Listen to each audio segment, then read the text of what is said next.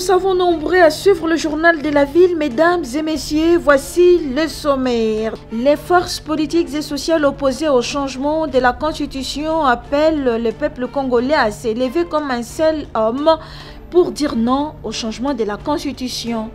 Vous les suivrez dans ce journal. Et de l'autre côté, les Quinoises et Quinois étaient dans les rues ce mercredi 20 novembre 2024 pour dire oui au changement de la Constitution.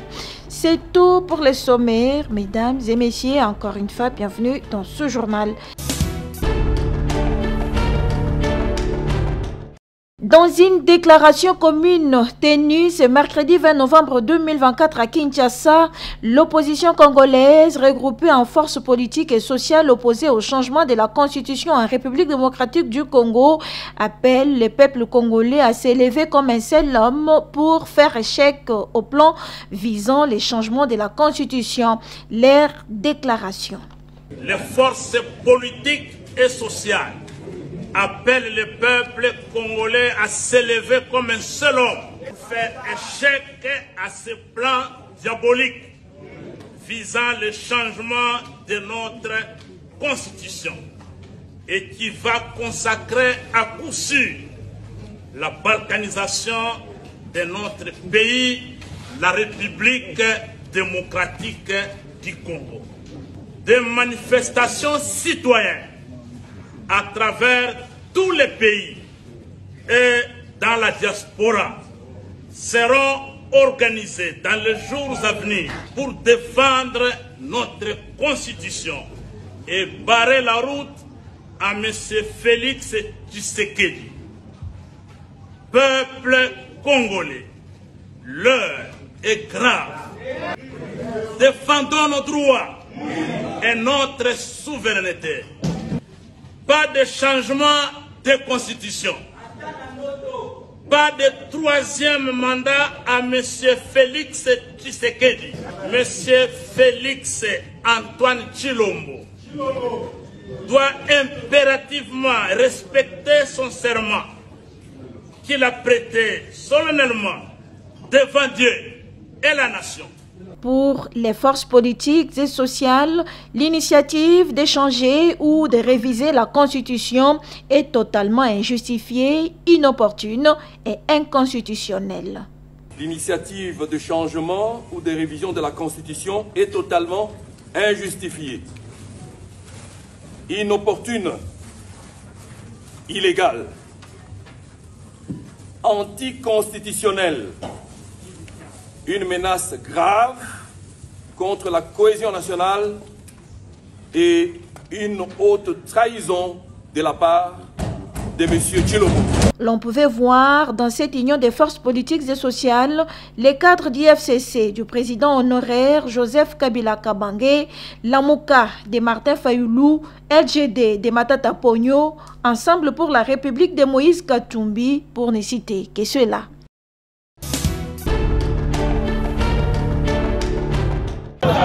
Et les Quinoises et Quinois des 24 communes étaient dans les rues de Kinshasa ce mercredi 20 novembre 2024 pour dire oui au changement de la Constitution et aux résolutions et recommandations issues des travaux des États généraux de la justice congolaise organisés à Kinshasa. C'est à la place royale où leur marche de soutien oui au changement de la Constitution a commencé.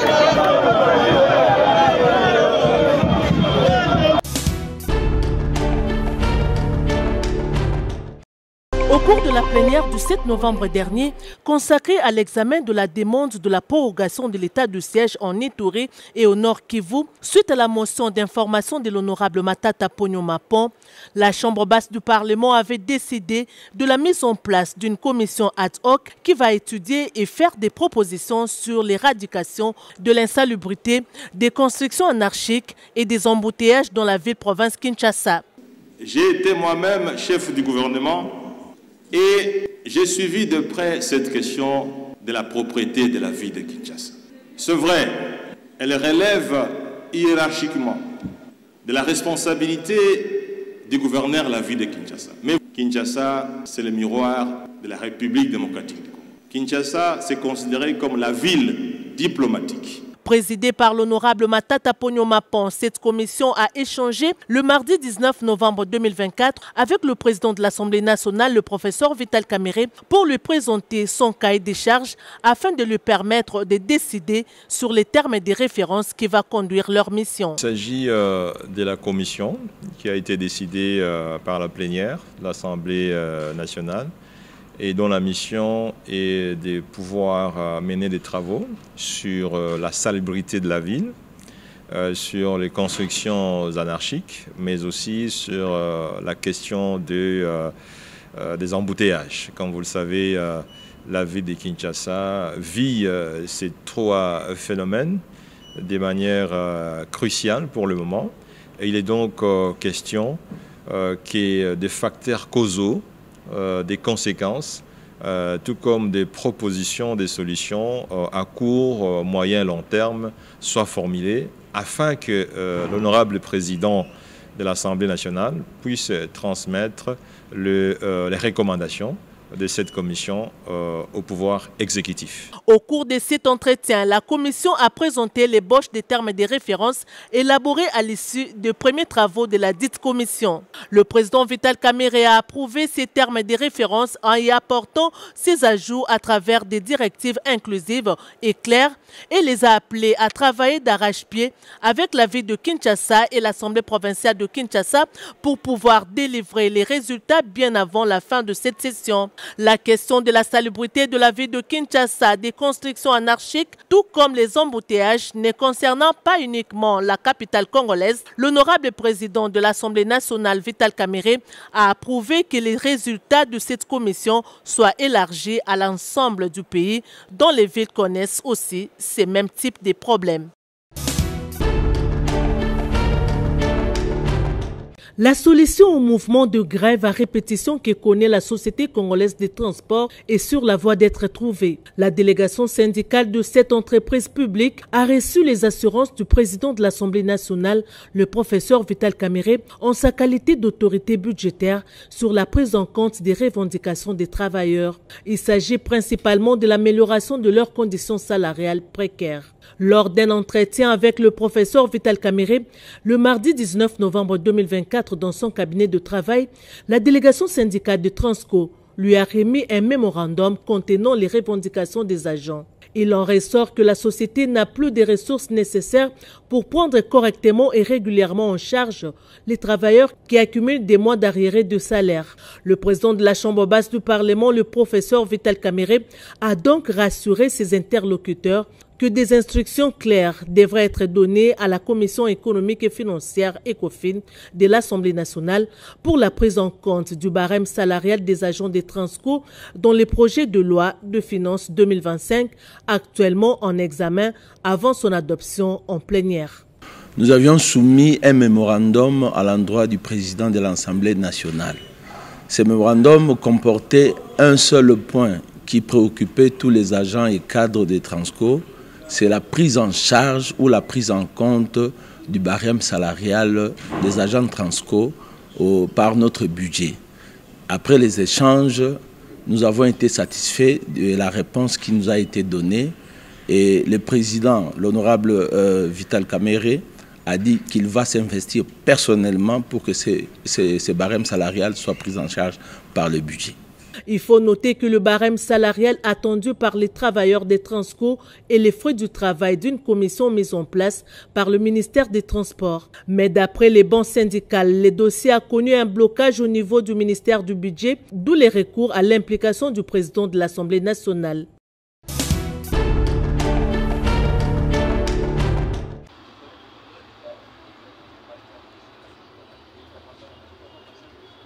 C'est une triste nouvelle pour la République démocratique du Congo. Les mausolées de son tout premier ministre, Patrice Emery Lumumba, héros national, érigé à l'échangeur de l'immédiat à Kinshasa, vandalisé dans la nuit du dimanche 17 au lundi 18 novembre 2024. Selon le communiqué du ministère de la Culture, Arts et Patrimoine, l'incident signalé a déclenché une intervention immédiate des autorités compétentes, incluant la police nationale, l'Agence nationale de renseignement et la garde républicaine. Les lieux ont été sécurisés et une enquête est en cours pour établir les faits et identifier les responsables. Un acte odieux visant à désacraliser la mémoire de l'héros national Patrice Emery Lumumba condamne fermement le ministère de la Culture, Arts et Patrimoine. Cependant, le ministère de la Culture, Arts et Patrimoine tient à rassurer la population que la situation est sous contrôle. Les mesures fermes seront prises pour sanctionner les auteurs de cet acte inacceptable. Il tient de signaler que 4 suspects sont déjà aux arrêts.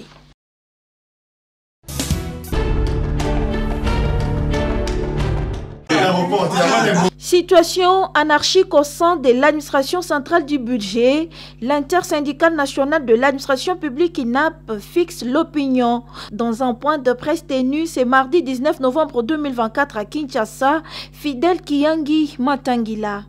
En clair, selon les informations à notre possession, puisées des sources concordantes, renseigne qu'un conglomérat d'aventuriers, dites syndicalistes d'un syndicat élu et d'autres non élus récemment créés, réclament, en violation de la loi, consacrant le principe de la représentativité du mandat obtenu par élection, la mise en place d'un comité de crise pour remplacer la délégation syndicale du secrétariat général au budget. Il importe de souligner que prétendre à la mise en place d'un pseudo-comité de crise ne sera que violation de la loi. Le mandat de la délégation syndicale prend fin qu'avec l'organisation des nouvelles élections par le gouvernement congolais via le ministère de la fonction publique au secrétaire général au budget de ne céder à aucune intimidation, recommande l'INAP.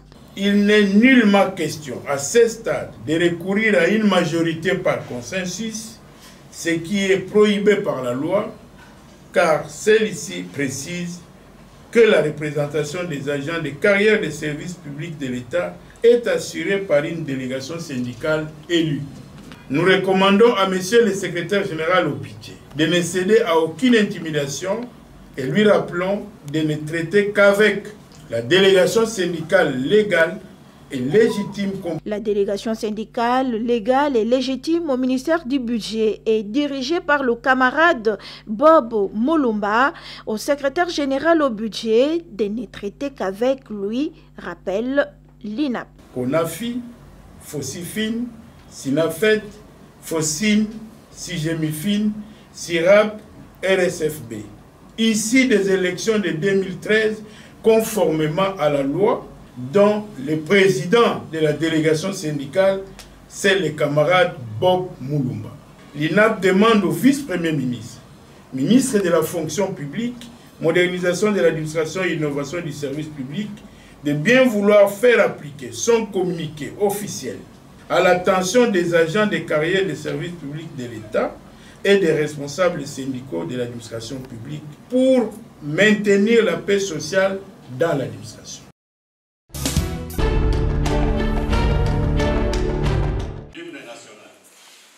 Plus de 130 nouveaux biologistes médicaux et techniciens de laboratoire ont prêté serment ce samedi 16 novembre 2024 devant les autorités du Conseil national des biologistes médicaux et techniciens de laboratoire, les représentants du ministère de la Santé, les familles et plusieurs invités.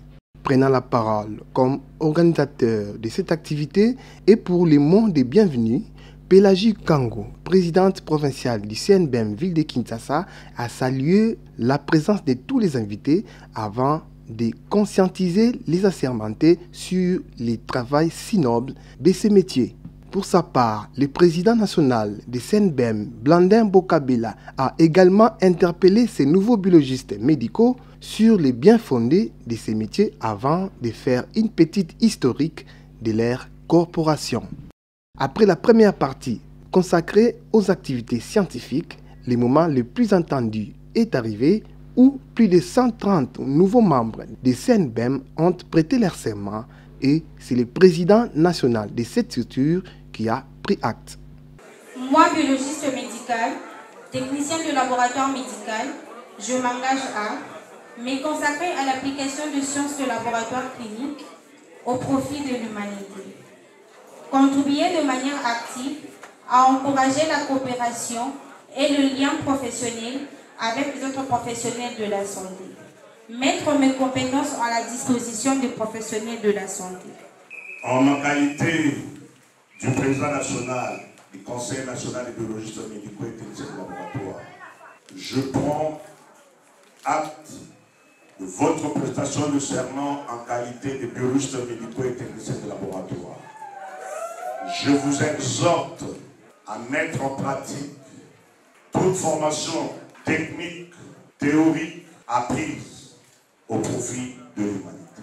Je vous souhaite une fructueuse carrière professionnelle. Je vous remercie. Pélagie Kango, présidente provinciale du CNBM Kinshasa, revient sur les thèmes choisis pour cette journée. Si on a choisi ce thème, c'était juste pour ressortir la grandeur de l'impact qu'apporte la biologie médicale dans le diagnostic et la prise en charge des couples en problème d'infertilité. La biologie médicale, c'est une porte d'entrée pour les diagnostics et c'est aussi une porte de sortie.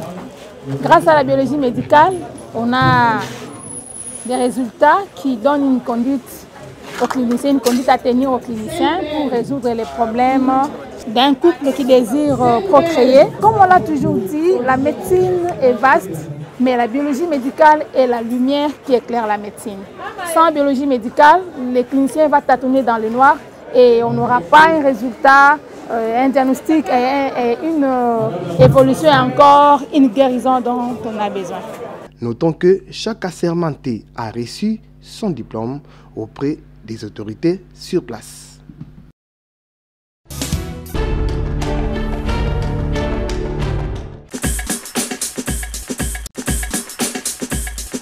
Nous sommes arrivés à la fin de ce journal de la ville, mesdames et messieurs.